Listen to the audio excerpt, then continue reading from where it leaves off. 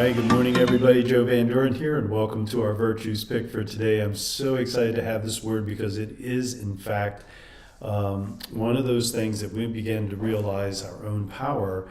We have the ability to demonstrate more fully and in a more kinder way. And that virtue that we're going to read and focus on today is assertiveness. So first, before I even begin, I have to tell you that the picture that you see on your screen with assertiveness written on it is a painting that one of my sons did. And for whatever reason, he did this 20 years ago or more, or maybe even more than that.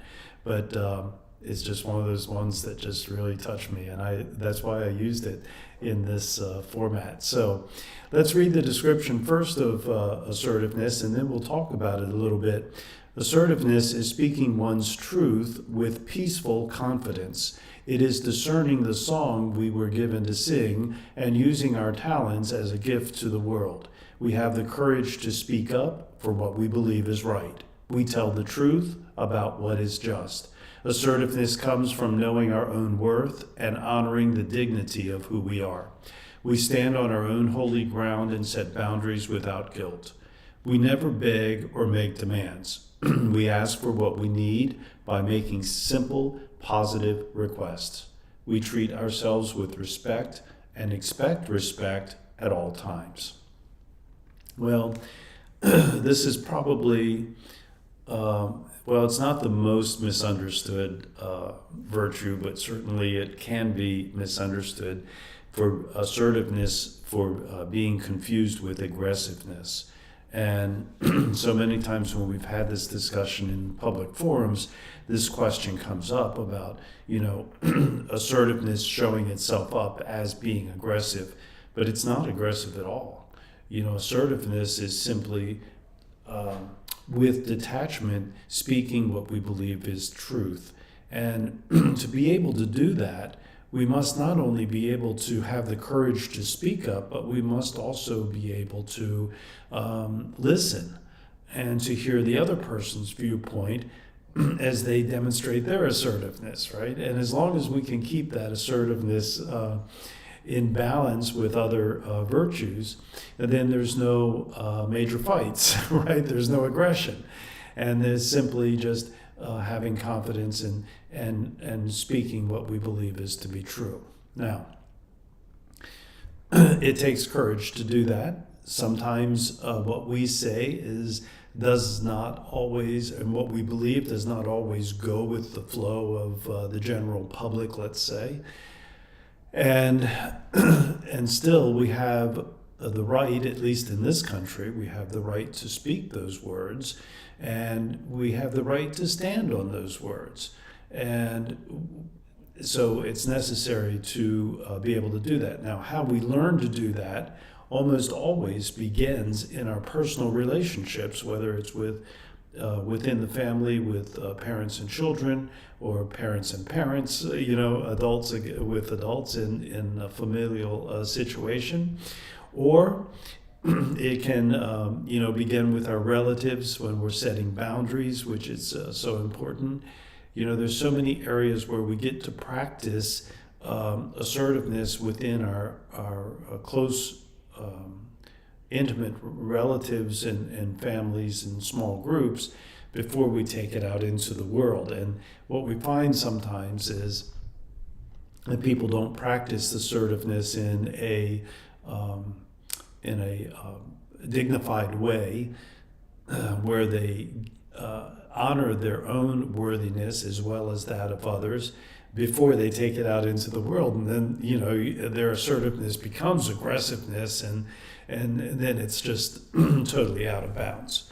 But we have the right to this. We have the, and I use that very simply, that we have this right because within us are all the things that, we have the whole universe and source of life that's within us that gives us that right. And the things that make us feel good are the things that we should speak about, the things that we should give our attention to.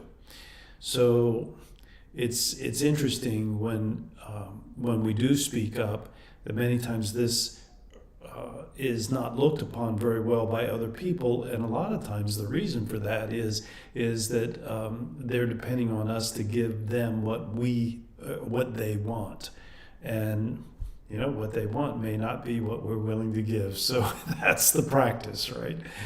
So how do we use assertiveness in our world? I think this is a big question. As a parent, we have to be assertive as we assert our parental, not only authority in a good way, but we also assert ourselves as being not bigger and badder and more powerful, but we assert our knowing our worth and knowing the worth of the other person, so that we can be in this place where boundaries can be set. And we must set boundaries as parents, right? We must set boundaries so that we're not bowing down to our kids. Now, doing that requires respect, and we must respect others if we're going to be able to be assertive without being aggressive. And the same thing goes for our children, right? They have the right to express themselves, and if we're parents that are willing to listen, we're going to learn a lot about our child and who they are as a unique individual, and they're going to learn a lot about themselves by having that respectful listening and expecting respect for themselves. It's something that's going to serve them a long time. We many times take assertiveness out of our kids by quieting them down, by telling them, to just be obedient, right? And obedience is an important virtue too, and as long as it's balanced. But assertiveness gives all of us the right to speak our mind. And so, I love this word, and it's one that sometimes I need to focus on just a little bit more, because I'm more willing to allow things to take place.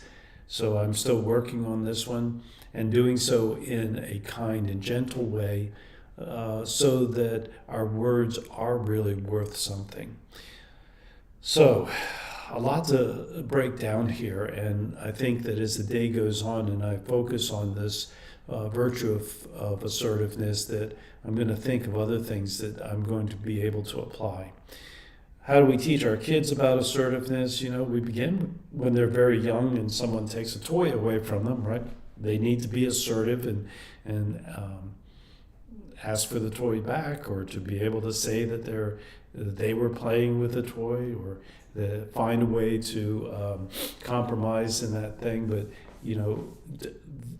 we want to build their assertiveness, and I think that doing so will help them when they're older.